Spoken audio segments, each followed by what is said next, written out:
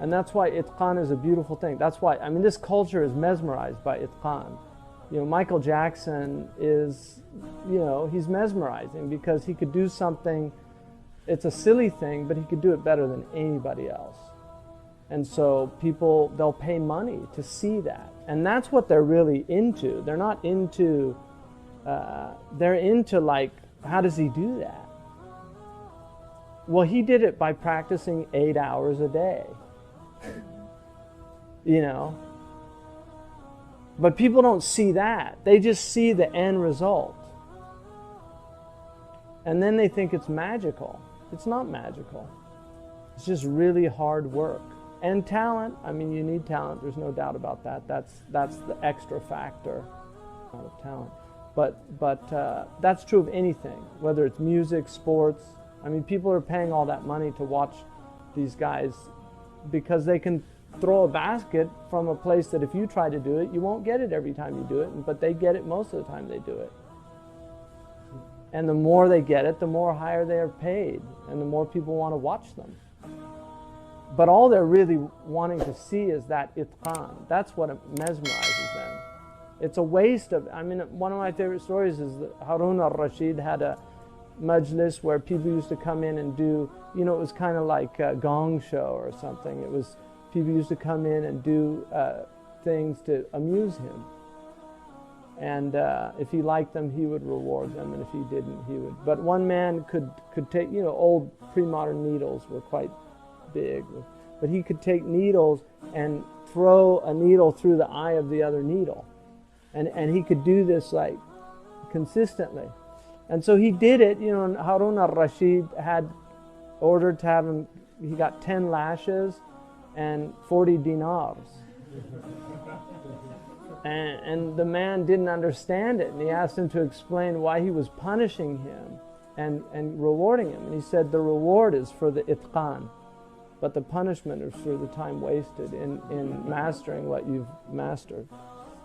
Archery is a very important art. Imam al-Bukhari was a master archer.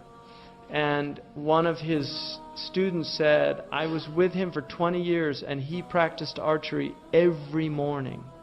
Imam al-Bukhari.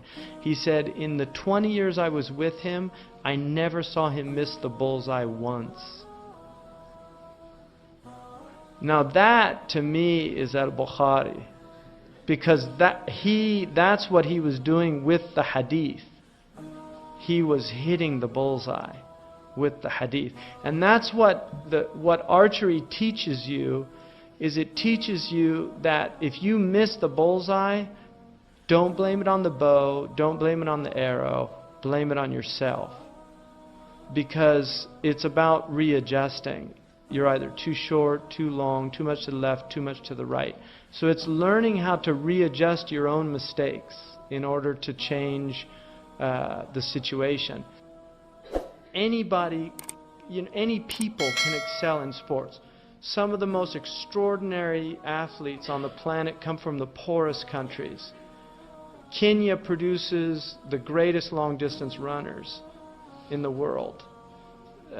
Central Africa, some of the greatest soccer players. But those are all excellence. It's about excellence. When you have this idea of itqan in your culture, the idea of really excelling in something. I think the Arabs should win every year in the every 4 years in the horses. I mean, this is their tradition. They gave the world the horses.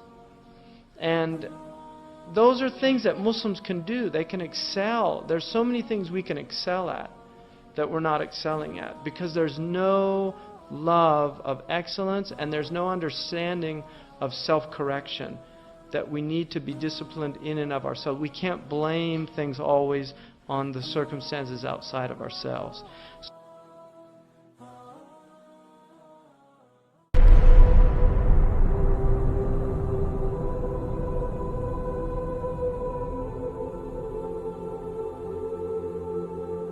فعاش القلب إخلاصا وصرت تحوم كالطير تحلق في ثقافات وتنهل بالربال. تذكر يوما كنت تعانق دمعة الفكر تناجي الله في صبر.